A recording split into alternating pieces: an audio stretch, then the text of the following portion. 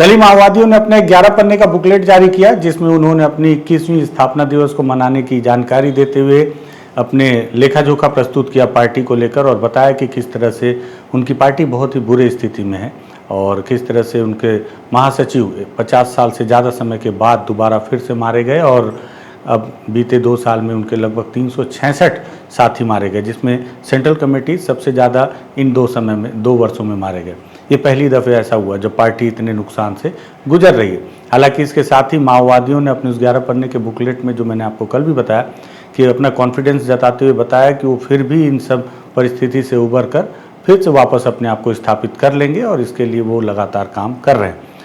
Booklet जारी किए हुए एक ही दिन हुआ था कि आज उन्हें फिर से एक बहुत तगड़ा नुकसान हुआ है। कहाँ हुआ है नुकसान, कैसे बहुत ज़्यादा तगड़ा नुकसान इसे मैं बोल रहा हूँ, इस पर बातचीत करते हैं। नमस्कार, मैं विकास तिवारी हूँ और आप बस्तर टॉकीज देख रहे हैं।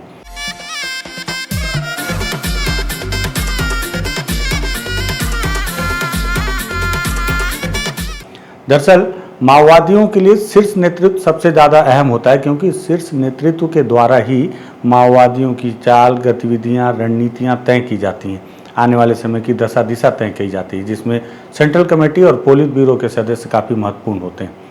बीते दिनों जब हम माओवादियों के शीर्ष नेतृत्व पर जब मैंने नज़र डाली तो मुझे पता चला कि लगभग 9 सेंट्रल कमेटी के सदस्य ही मात्र बचे हुए हैं और केवल 4 पोलित ब्यूरो बचे हुए हैं।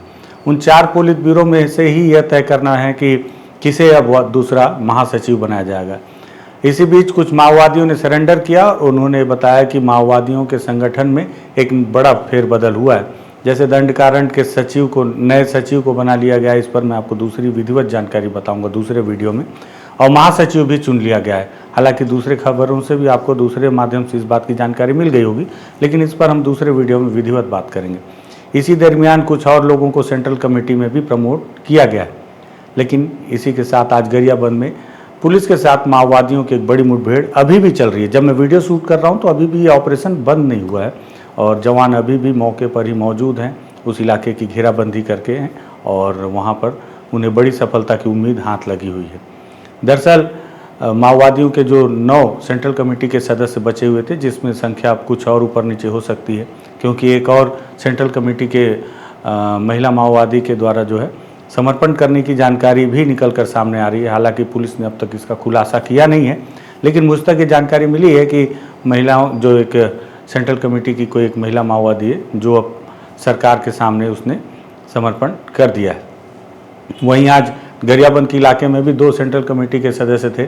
उनमें से एक सेंट्रल कमेटी के सदस्य बालकृष्ण को पुलिस ने घेर के रखा और घेर कर लंबी मुठभेड़ के बाद अब तक, हालांकि पुलिस के किसी भी अधिकारी ने अब तक इस पर कोई बयान नहीं दिया है, लेकिन मुझ तक जो जानकारी निकल कर आ रही है तमाम तरीके से, जब छानबीन करके और लोगों से बातचीत करने के बाद, तो ये पता चला है कि एक सेंट्रल कमेटी के सदस्य जिनका नाम बालकृष्ण है और जिन पर लगभग 72 लाख रुपए का इनाम घोषित है कुल मिलाकर, और एक SZCM जो कि स्पेशल जोनल कमेटी मेंबर के सदस्य हैं, ये दोनों ही तेलंगाना इलाके के ही रहने वाले थे। ये दोनों लोग मारे गए हैं और कुल मिलाकर उस इलाके में लगभग 10 माओवादी मारे गए।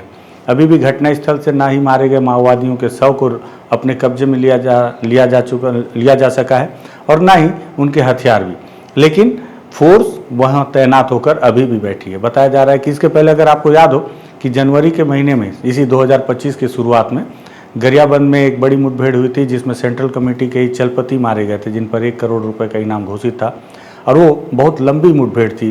बताते हैं कि लगभग 72 घंटे तक वो मुठभेड़ चली थी। उस मुठभेड़ को लेकर हमने वहाँ के एडिशनल SP हैं, उनसे भी बातचीत की, जो उस वक्त वहाँ नेतृत्व में घटनास्थल पर मौजूद थे। उन्होंने बताया था कि कैसे एक लंबा मुठभेड़ था वो और लंबे समय तक कैसे फोर्स वहाँ पर घेर के रखी थी। कमोबेश उसी तरह की स्थिति आज भी है। इलाका भी वही है, भालू डिग्गी के आसपास का इलाका है और जिस इलाके में चलपति को मारा गया था उसी के कमोबेश आसपास के इलाके हैं। कुछ फलांग की दूरी या कुछ किलोमीटर की दूरी पर फिर से जो बालकृष्ण हैं, जो सेंट्रल कमेटी के सदस्य, और पांडु जो कि स्पेशल जोनल कमेटी के सदस्य हैं, उन्हें मार गिराने में पुलिस को सफलता मिली है। बताते हैं कि उनकी डेड बॉडी अभी भी वहाँ घटनास्थल पर पड़ी है।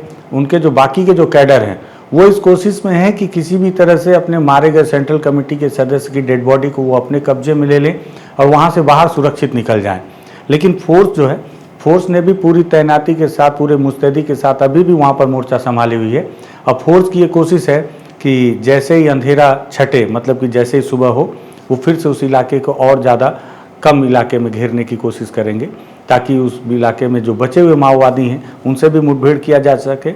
अगर उसमें से कोई माओवादी सरेंडर करता है तो फोर्स हो सकता है कि पिछली बार इसके पहले भी कई दफ़े ऐसा हुआ है कि मुठभेड़ के दौरान कोई अगर सरेंडर करे तो अपने साथ उसे वापस ले आए, या हो सकता है कि अगर वो मुठभेड़ में सरेंडर ना करें तो मारे जाएं।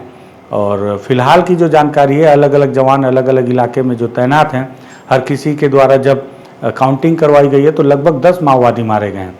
इसमें कुछ ऑटोमेटिक हथियार भी वहाँ घटनास्थल पर पड़े हुए दिख रहे हैं। एक तस्वीर जो आप देख रहे हैं जिसे मैंने ब्लर किया हुआ है, ये तस्वीर बालकृष्ण की बताई जा रही है, जो कि सेंट्रल कमेटी के सदस्य हैं। और अभी पांडु की तस्वीर और मौके से और तस्वीरें आनी शेष हैं।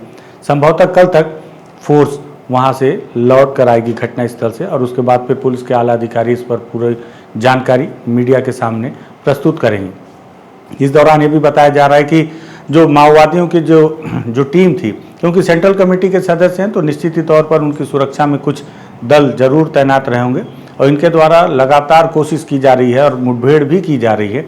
इस दौरान उन्होंने एक आईडी बम भी ब्लास्ट किया। हालांकि उस आईडी बम की चपेट में कोई जवान नहीं आया, सारे जवान सुरक्षित हैं। लेकिन ये इस बात की ओर इंगित करता है कि माओवादी भी हार नहीं मान रहे हैं, वो भी लगातार कोशिश में है कि वो लड़ें और अपने मारे गए साथियों की डेड बॉडी लेकर वहाँ से निकल जाएं, और साथ ही साथ उनके हथियार भी। तो बड़ा नुकसान एक बार फिर से, कल ही माओवादियों ने बताया कि उन्हें किस तरह से नुकसान हुआ, और उस नुकसान में आज एक बार फिर से बड़ा इजाफा हो गया है। लगभग 10 की संख्या में माओवादी मारे गए हैं, जिसमें उनके सेंट्रल कमेटी के सदस्य और एसजेडसी लेवल के 2 सदस्य मारे गए हैं। उनकी कुछ प्रोफाइल भी है, वो भी आपको बताता हूँ कि किस तरह से इनकी जो प्रोफाइल है और कितना इन पर इनाम घोषित किया गया था। सबसे पहले जो है, जो सेंट्रल कमेटी के सदस्य हैं, जिनका नाम है मॉडर्न बालकृष्णा, जो सबसे उस इलाके में सबसे ज़्यादा सक्रिय थे और संगठन को फिर से खड़े करने की कोशिश कर रहे थे। दरअसल इनके कई नाम, इनका असली नाम है मॉडर्न बालकृष्णा उर्फ भास्कर उर्फ मॉडर्न बालकृष्णा उर्फ बालन्ना उर्फ रामचंद्रन उर्फ राजेंद्र उर्फ गोलकुंडा राजेंद्र उर्फ चिन्नी उर्फ मनोज। इनके पिताजी का नाम है वेंकटैया गोंड, और 2025 में इनकी उम्र लगभग 60 साल की थी। अगर इनकी इनाम की बात की जाए तो इन पर उड़ीसा में 20 लाख रुपए, छत्तीसगढ़ में 40 लाख रुपए, झारखंड में 12 लाख रुपए और आंध्र प्रदेश में 25 लाख रुपए, ऐसे करके लगभग 72 लाख रुपए का इनाम इनके ऊपर था। हालांकि ये सेंट्रल कमेटी के सदस्य थे उसके बावजूद भी। और अगर बात की जाए कि ये कहाँ के रहने वाले हैं, वहीं दूसरे सदस्य की भी बात कर लें, अगर जो बालकृष्णा है, ये बताते हैं कि ये तेलंगाना के वारंगल डिस्ट्रिक्ट के हैं, और इनके गांव का नाम घनपुर है, जिस इलाके से ये बिलोंग करते हैं। और दूसरे जो एसजेडसी मेंबर हैं, एसजेडसी मेंबर की जो जानकारी मिली है मुझे, ये member of Orissa state committee के ईस्टर्न ब्यूरो सेक्रेटरी रहे, KKBN डिवीज़न के भी सेक्रेटरी, और इनका नाम जो है असली नाम प्रमोद है, और इनके अन्य नाम में इनका नाम पांडु, अलवाल, चंद्रहास और पदरन्ना, चंद्रन्ना, वासु, प्रेमदादा, इस तरह से इनके कई नाम उस इलाके में अलग अलग थे। इन पर कितने लाख रुपए का इनाम है इसकी जानकारी तो नहीं है। AK-47 हथियार ये अपने साथ रखते थे, और साथ ही साथ कितना इनाम है या इनकी शादी हुई या नहीं हुई इसकी जानकारी अभी नहीं मिल पाई है। और जो इनका नेटिव प्लेस है ये भी आंध्र प्रदेश के रंगारेड्डी डिस्ट्रिक्ट के हैं, और इनके गांव का नाम यपराल है, यपराल गांव के रहने वाले हैं। तो इस तरह से ये 2 आंध्र प्रदेश और तेलंगाना के जो बड़े माओवादी हैं वो मारे गए हैं, और घटनास्थल पर अभी भी फोर्स मौजूद है। कल सुबह जब फोर्स वापस लौटेगी सुरक्षित और मुठभेड़ को समाप्त करने के बाद, तब जाकर पता चलेगा कि इस पूरे मुठभेड़ में जो लोग मारे गए हैं, बाकी के कितने इनामी हैं, उन पर कितने लाख रुपए का इनाम था। उस आधार पर यह भी साबित होगा कि ये सफलता कितनी बड़ी है। लेकिन एक चीज़ और है कि 2024 और 25 में जिस तरह से फोर्स आक्रामक हुई है जवान माओवादियों के खिलाफ, उसमें सबसे बड़ी सफलता गरियाबंद, जिससे उम्मीद नहीं थी, उसने भी बहुत ज़्यादा हासिल की है। सबसे ज़्यादा मुठभेड़ें हालांकि अबुझमाड़ में हुई, माओवादियों के सेंट्रल कमेटी से लेकर उनके पुलिस ब्यूरो और महासचिव तक को मार गिराया गया। लेकिन गरियाबंद के इलाके में भी 2 सेंट्रल कमेटी के सदस्यों को इस साल मारा गया, और वहाँ 2 माओवादी ऐसे भी हैं जिन्होंने ऑटोमेटिक वेपन के साथ सरेंडर किया है। इस पूरे ऑपरेशन में वहाँ की स्थानीय फोर्स भी है गरियाबंद की, और साथ ही साथ में सीआरपीएफ के कोबरा की भी भूमिका इसमें काफ़ी अहम है। और कोबरा के साथ ही साथ इसमें एसटीएफ और गरियाबंद की जो स्थानीय पुलिस है E30, इसकी भी महत्वपूर्ण भूमिका है। और E30 जो फोर्स है, जिस तरह से बस्तर में DRG है, डिस्ट्रिक्ट रिजर्व गार्ड, जो बनाया गया माओवादियों के खिलाफ, उसी तरह गरियाबंद में चूंकि DRG का निर्माण नहीं हुआ है तो E30 क्या है? E30 का मतलब है एलीट 30, मतलब जो सुपर 30 है।